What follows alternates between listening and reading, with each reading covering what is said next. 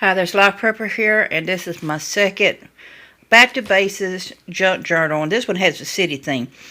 One reason I'm doing this is also to help earn some extra money. Another reason is, as a Back to Bases prepper, I wanted to learn how to make these and things from scratch because you never know, and I tell you, it gives it the personal touch. It can get very expensive creating these, but you know what? If you're using what you have laying around the house, recycling things, you're getting some beautiful pieces here. These here is handmade covers. I got these from candy boxes. This was some thread I picked up here. You can see here how I weaved it all in. The overall pattern. This here is wallpaper here that I've sewn into it for a pouch. Now, the thing is, I don't want none of it really perfect. I mean, some people like they're all in perfect trim or perfect things. Me, I like the rough look. I like the back to bases look. This here is one of the sheets I played around with. You can see some leaf patterns on it. You can glue some pictures on it. These here came out of 1918 World Atlas. The paper was so very fragile, it was breaking. So what I did is I just put some tape around the edge of it. I did a basic acrylic whitewash on it, so still some of it can show through. You can write on it, you can glue on it. But what it is, I made pouches out of them. Here's a little bit of a leaf print here. Here is the pouches here that I made from envelopes and stuff. All the papers here is papers that I've dyed with coffee stain, fiber dye, whatever, transference and stuff to create my overall patterns. I wanted to create a back to bases. I love this overall rough texture look. This here is created from a coffee filter here. As you can see here, here's some neat looking patterns right here as it's settled in. You look at all this. This in here is just tissue paper, a greeting card. It was some construction paper.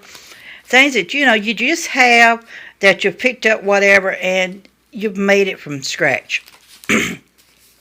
I used the bleeding effect is what I use. And there is a video I've done about it. So this here is the city here. And the thing is, I've added my fabric color and dye into it to create this nice highlights here. Here's some blue creating to it. So it's some beautiful, beautiful overall design here. And then here is the lighter shade here. This one here has a outline of some fences and stuff on it here.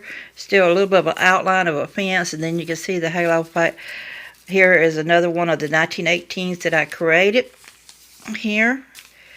This here is some more papers I dyed, and then I just did a crayon sketch over a little small tool piece here. I wanted to kind of keep what's in the city characteristics on it. So I was thinking, I had this. I thought, you know what? You had to have tools to keep the city going. So I did that.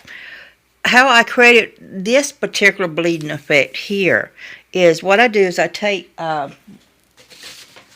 some construction paper, and I will once it is damp, I will lay my papers right on top of the colored paper, and it'll start bleeding into the colored construction paper here will bleed into this paper. So that's how I get that.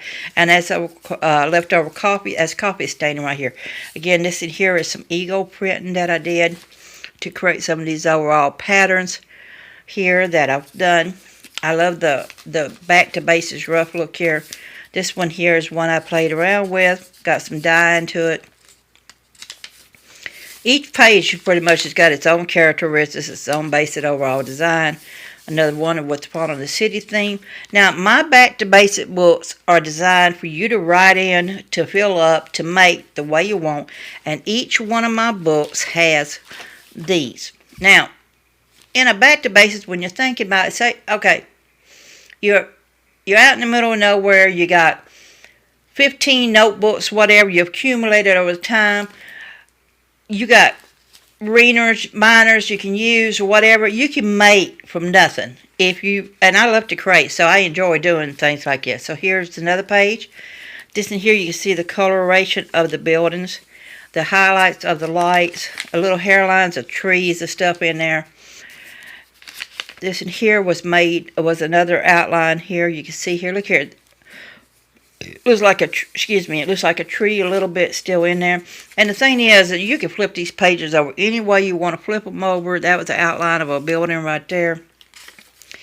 I just put them in here, and that's why I like the that's why I like the ring here that I decided to go with, so you could add more pages to it, or take from it, or create the way. Each one of my back to basics here, it's got to have a signed drawing that I have in here. This in here is one that I did a leaf print here with fabric dye and stuff. And you can this here, look how that came from Ego Printing here. Another one here, you can see here, and then there's another pattern here from Ego Printing, right here. This is the drawing of the city, and then I have each one of them signed here, as you can see here, that I've added into the book. Now there's 100 plus pages, and when I'm talking about pages like 1, 2, 3, 4, so on. But you could add more pages in here, and you could create this to your own personal design. The fact that look at this here, this was done from a coffee filter, and then it looks like a root here, a tree trunk here, and then all these leaves that look like a good thorough storm blowing through it. It's beautiful. So it's, I've enjoyed doing these. I hope some of you will, tell other people about some of my stuff that I'm making. Again, I said this is all for you to finish creating the way you want to. You could write over it. You could glue pictures on it. You could take, do whatever you want with it. You could take that drawing out, put it in a picture frame. Here, like I say, is more of the envelopes. The paper, like I said, was so fragile here that I had to put tape around all of it just to get it to stay intact. And then you can see some of the leaf print right there. And I didn't do a super heavy whitewash. I just did a light one. Enough where you can write on. If you want to go back in there and add more of a whitewash or whatever you want to add to it, you can. I like putting vintage papers in with my stuff in here. I also add wallpaper into my books. And I want to tell you that wallpaper is not cheap. I went online looking, and a roll of vintage wallpaper can run you as much as $100, and that's fabric wallpaper, $100. The pouches that I made is fabric wallpaper, $100 for a roll. So it's not cheap here. So, but I like making everything from what I can locate and pick up. In fact, I love all these different patterns that I create. Here is some more of these here that I did right here. And this in here was created from a bleeding effect from placing it on top of one of my construction papers. I leave in the shelving papers here. I like them. You can peel the back off. You can put stuff on it and do whatever you want with it. I love the fact that I was able to locate some vintage wallpaper that's not cheap. Definitely not cheap. You can buy online. You can go online and buy them in packs, the pre-cut ones from people for like $15 or so for a small amount. Just in here was from Ego Print here. You can see all and I use fabric dye that creates some of the colors to it. Look here, that's just gorgeous, beautiful pieces. So here we go right here. And again, I said there's over 100 pages here of this back to basics city writing book here. I'm going to finish flipping through here. There's the last page. Then there's one here. And then there is 8 of these in here. Of this here with this overall whitewash and overall pattern. And then you got your pouch on each one of them. There's over 100 pages here. I will take a thread here and tie it down and reinforce it here. So $50 shipping is included in the price. I got to update my other one. I had put $60 on with shipping and price, but I decided to just do $50 with shipping and price. I've added the tinsel zone to it. So check it out. It'll be on Estes under Joan Valkyrieshort. Thank you so much.